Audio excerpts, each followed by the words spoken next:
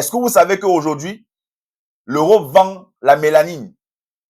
Il y a des gens qui dépensent des centaines de milliers de dollars, d'euros pour s'injecter la mélanine. Oui, oui, C'est-à-dire, je ne oui, sais pas si vous, je sais pas si vous êtes en train de comprendre, je ne sais pas si vous vous rendez compte de la bêtise. mhm, C'est-à-dire, pendant que vous, ils vous apprennent à vous, ils créent même des machines où ça absorbe toute la mélanine, mhm. ils partent vendre ça à des centaines de millions à des blancs qui veulent justement se pigmenter. C'est-à-dire, pendant que le noir est en train de devenir blanc, pour ressembler au blanc, le blanc veut ressembler au noir. Qui a menti à l'autre? Qui est stupide? Qui est stupide? C'est quoi l'impact de la dépigmentation chez les Africains? C'est quoi justement l'enjeu de cette mauvaise pratique, pour faire dire déjà de base, de cette mauvaise pratique, qui est justement celle de retirer notre patrimoine, que c'est un meurtre, de se dépigmenter. En tant qu'un noir, retirer ces pigments, qui sont donc justement ce que les anciens ont appelé la connexion que nous avons avec le divin, la connexion que nous avons avec Atum-Re, Atum-Ra, Amon-Ra, avec le divin solaire, avec le soleil qui est l'une des plus grandes divinités qui existent et qui patronne justement les journées. On finit donc par comprendre que c'est un crime de retirer cette connexion-là que nous avons avec le soleil. Parce que justement, la dépigmentation va donc être définie comme étant cet acte-là qui consiste à décaper sa peau, qui consiste justement à se blanchir, à blanchir sa propre peau, de se dépigmenter pour justement répondre à un critère de beauté extérieur à la nôtre. Tout ceci en utilisant des produits chimiques éclaircissants qui non seulement vont détruire notre peau, mais vont également détruire notre moelle épinière. Parce que justement, ces produits cosmétiques-là ont un grave, je dis bien un très, très, très grave impact négatif sur le plan physique comme sur le plan spirituel. Vous comprenez pourquoi est-ce que j'ai parlé de meurtre?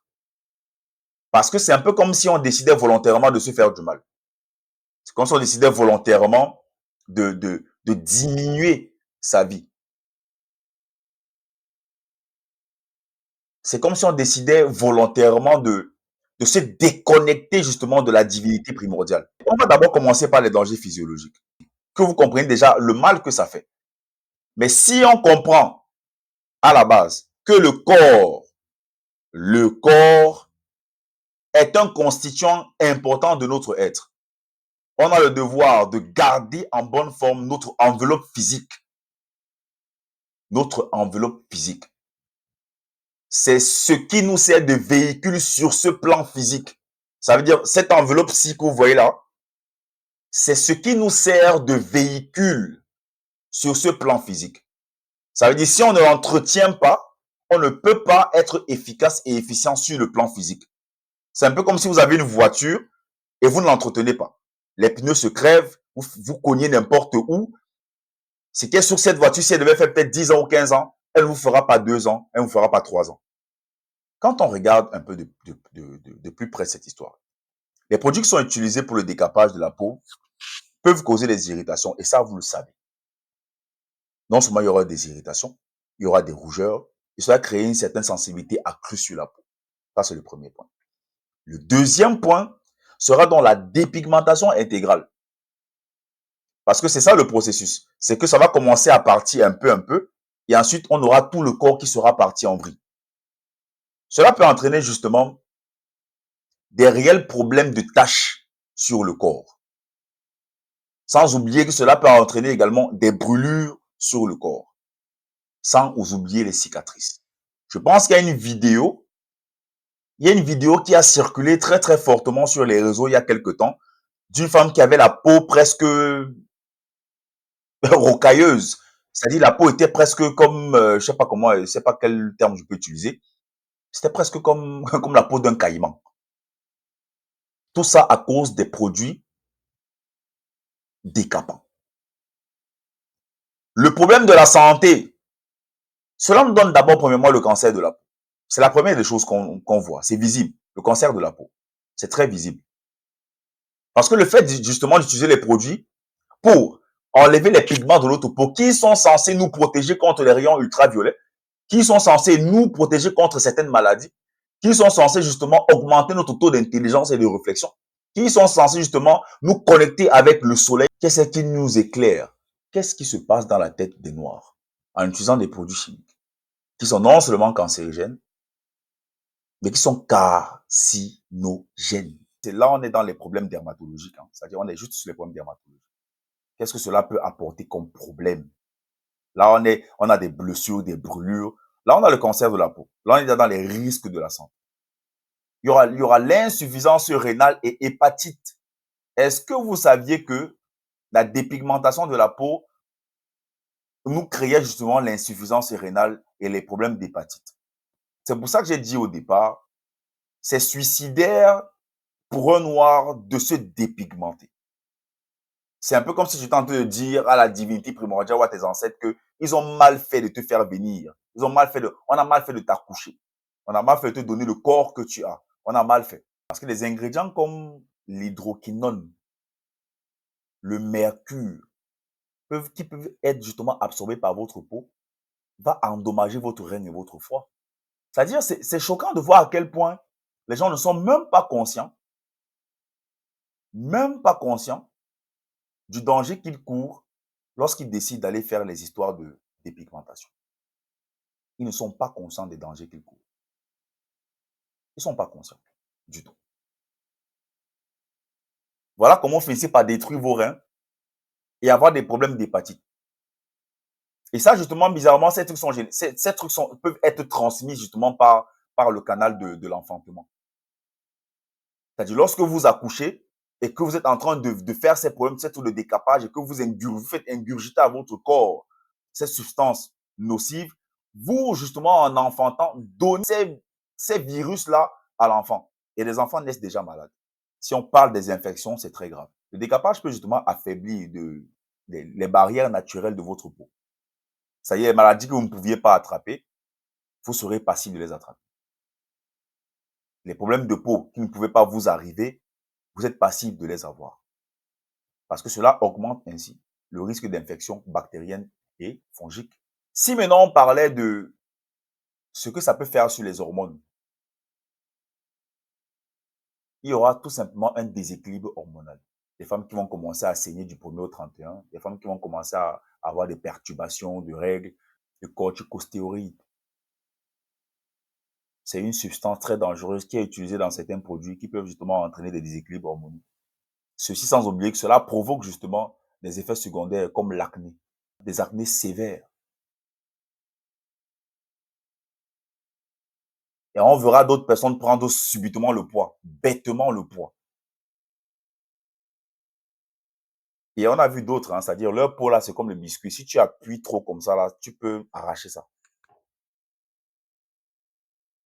Qu'est-ce qui peut pousser un humain complètement constitué d'aller se jeter dans ce type de pratique s'il n'y a pas eu un problème psychologique au départ?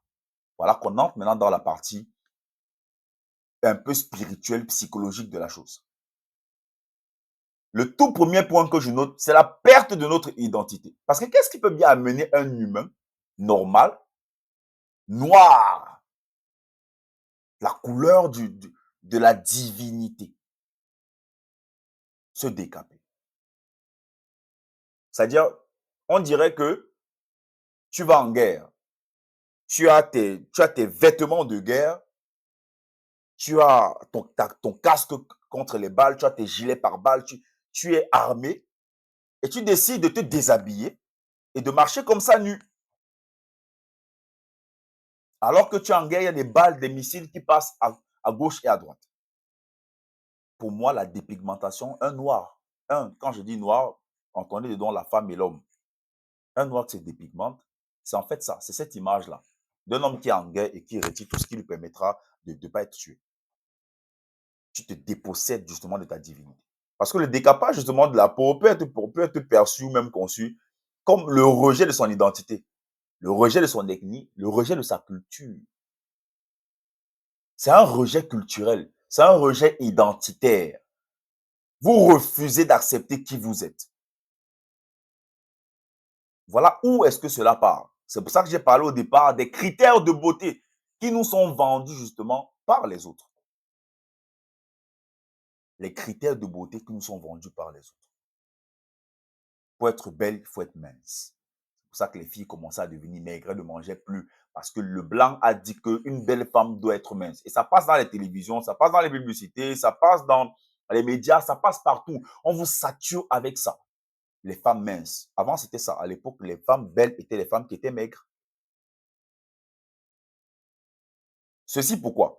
Parce qu'il fallait justement discréditer la femme noire qui est ronde, qui est pulpeuse, qui est bien formée, qui est tous les qualificatifs qu'on peut utiliser pour décrire la forme guitarisée d'une femme noire. Tout ça, c'est psychologiquement fait exprès pour faire comprendre aux Noirs qu'il n'a pas sa place dans l'échiquier mondial. Il n'a pas sa place. Il est stupide, il accepte ça. Il décide de se mouvoir dans ce type de couloir. Qu'est-ce qui peut bien nous expliquer ça? À part qu'on a enseigné aux Noirs à rejeter sa culture. Et quand je parle souvent d'aliénation, on me dit non, tu exagères, c'est trop fort le mot. C'est pas fort le mot. Le mot, il est clair. C'est un sentiment d'aliénation, justement, de déconnexion par rapport à sa propre communauté, à son essence, à ce que nous sommes de manière intrinsèque. C'est une déconnexion qui se déconnecte de ses lignées matricielles, qui se déconnecte de ses lignées généalogiques, est quelqu'un qui est aliéné. C'est-à-dire là, on n'a pas encore, on est encore juste là, à la moitié du débat sur le sujet.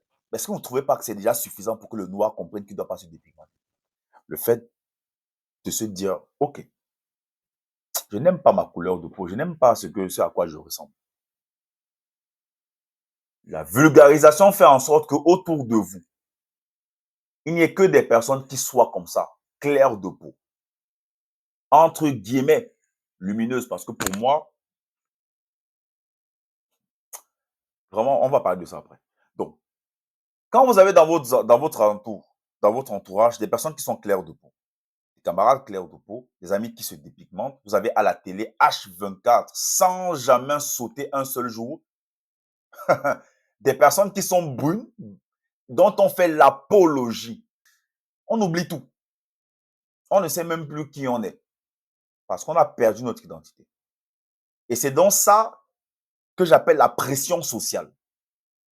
Parce que justement, la pression, pour se conformer avec des normes de beauté européennes, eurocentriques, pour se connecter justement avec des critères de beauté qui sont étrangères à nos critères de beauté, qui sont étrangères justement à, à notre environnement justement, qui est étranger à ce que nous concevons comme étant la beauté, va donc causer une détresse psychologique.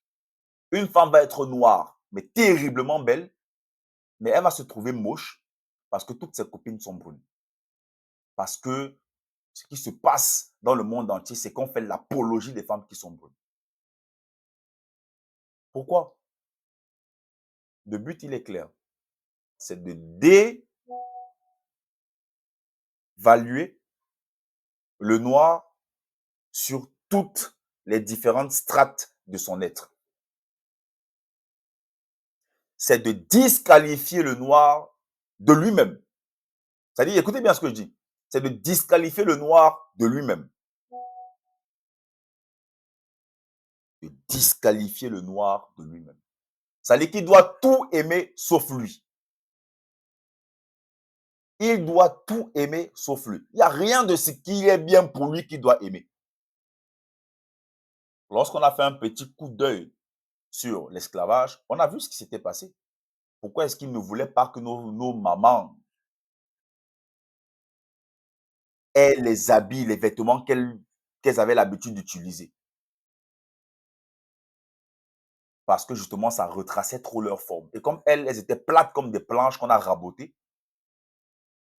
elles se sentaient justement intimidés par des qualités assez juteuses de la femme noire. Mais qu'est-ce qui a bien pu faire croire au noir qu'il est hideux quand il est noir?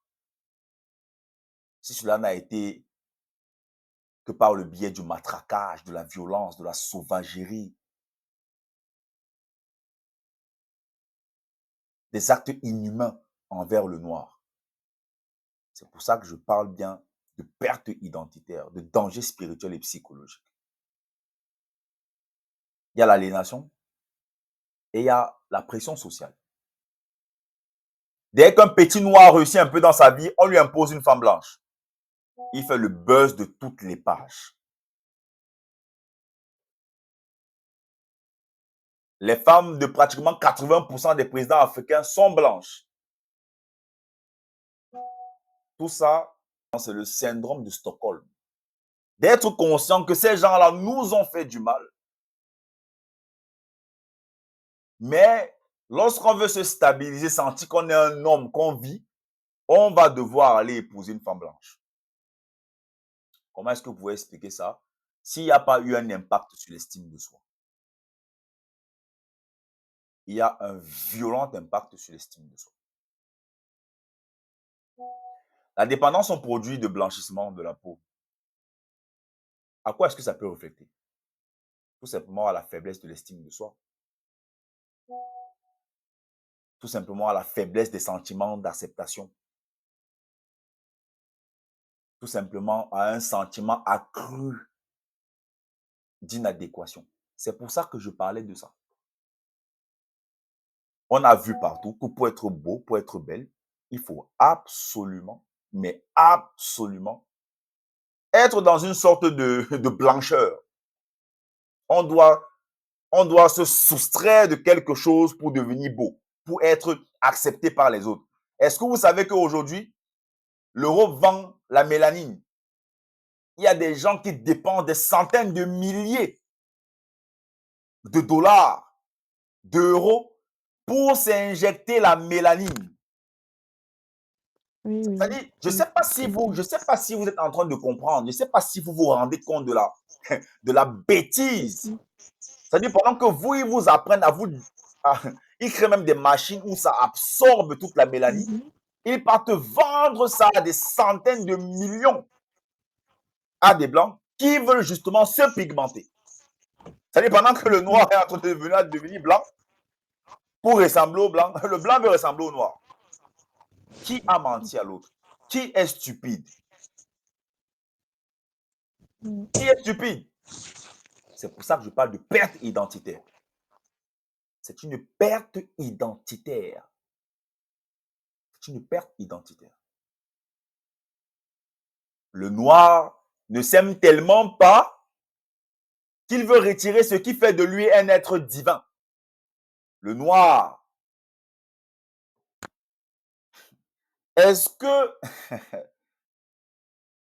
vous connaissez la constitution du soleil? On a le carbone, on a l'hélium, on a l'oxygène, on a l'azote, le magnésium, le silicium, le soufre, le calcium, l'argon, l'aluminium. Dites-moi de toutes ces constitutions, est-ce que l'humain ne possède pas toutes ces choses? Ou du moins, au moins 50% de ce qu'on a cité. Est-ce que l'humain ne possède pas ça? Ne consommons-nous pas du fer? Ne consommons-nous pas du calcium? Ne consommons-nous pas de l'hydrogène? C'est-à-dire, je m'arrête juste là. Je m'arrête juste là. Je ne pars pas loin. L'humain est connecté au soleil. Maintenant, quelles sont les constituantes de la mélanine? C'est-à-dire, sur le plan chimique, la mélanine est constituée de quoi? C'est quoi les constituantes de la mélanine?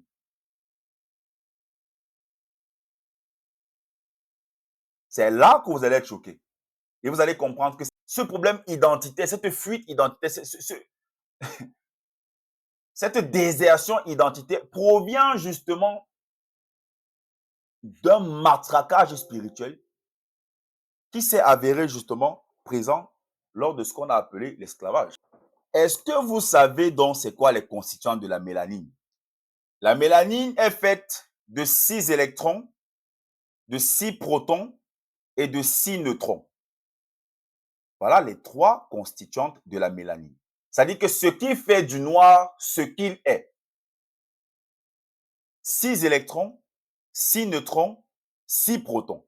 Comment est-ce que dans la Bible, on décrit le diable, la bête? On dit la bête sera marquée du chiffre 666. C'est le chiffre de la bête à abattre. La bête qu'on doit éliminer par tous les moyens possibles. Alors que le 666 là, justement, qui va donc être ce qui représente l'humain, le noir. Donc, depuis même la Bible, depuis même les religions, ils ont dit que par tous les moyens possibles, on doit vous enlever votre divinité.